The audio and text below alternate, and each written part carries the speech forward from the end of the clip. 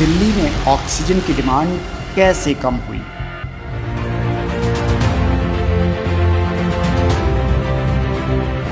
लगातार ऑक्सीजन की डिमांड करने वाली दिल्ली ने क्यों कह दिया कि अब हमें नहीं चाहिए 582 टन से ज़्यादा ऑक्सीजन।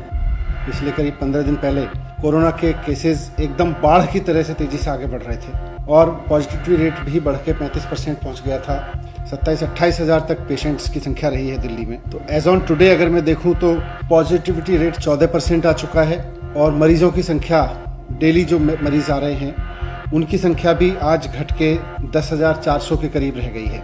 जितनी तेजी से केसेस बढ़े थे उतनी तेजी से दिल्ली में ऑक्सीजन की डिमांड भी बढ़ी थी, ऑक्सीजन की ज़रूरत भी बढ़ी थी।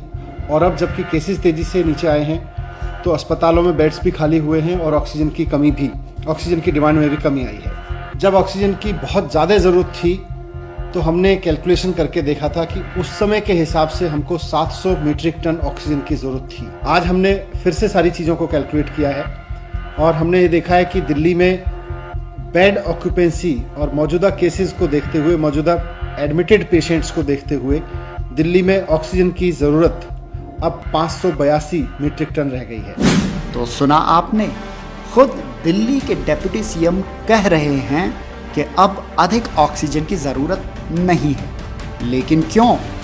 भारतीय जनता पार्टी का मानना है कि ये आम आदमी पार्टी की सरकार का ऑक्सीजन के ऑडिट से डर है। लेकिन आइए जानते हैं सच क्या है। दरअसल 22 अप्रैल को दिल्ली में कुल 26,000 से अधिक नए कोरोना मरीज पाए गए थे। पॉजिटिविटी रेशियो था 36% और इनमें भी ज़्यादातर मरीज गंभीर थे। तो ऑक्सीजन वाले बेडों की सख्त ज़रूरत थी और केंद्र ने दिल्ली के अस्पतालों में 8 प्लांट लगाने की जो बात कही थी वो पूरा ना कर सकी थी मोदी सरकार।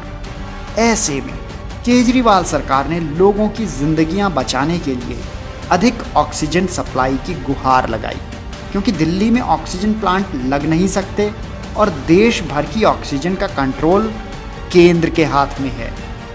लगातार आवाज़ उठाने, हाई कोर्ट, सुप्रीम कोर्ट के चक्कर काटने के बाद दिल्ली सरकार की मांग पर केंद्र ने 700 मीट्रिक टन ऑक्सीजन देने की शुरुआत 4 मई को की।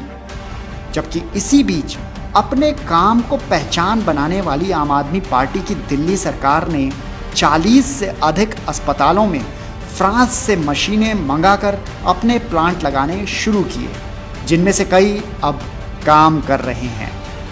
और इसके साथ ही कोरोना पर मुख्यमंत्री अरविंद केजरीवाल की लाजवाब प्लानिंग, बड़े फैसलों, बेहतर रणनीति और दिल्ली की जनता का अनुशासन से दिल्ली में कोरोना के मामले घटने लगे।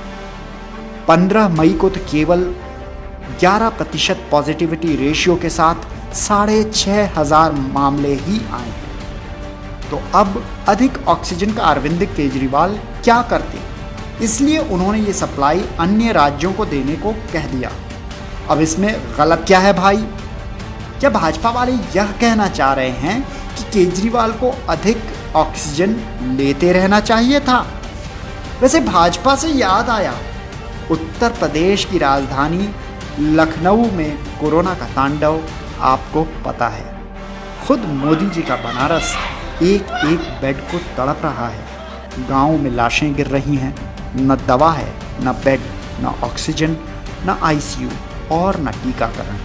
हालात ये हैं कि गंगा व यमुना में लाशें बहाई जा रही हैं। मरीज इलाज के लिए दिल्ली की राह पकड़ रहे हैं।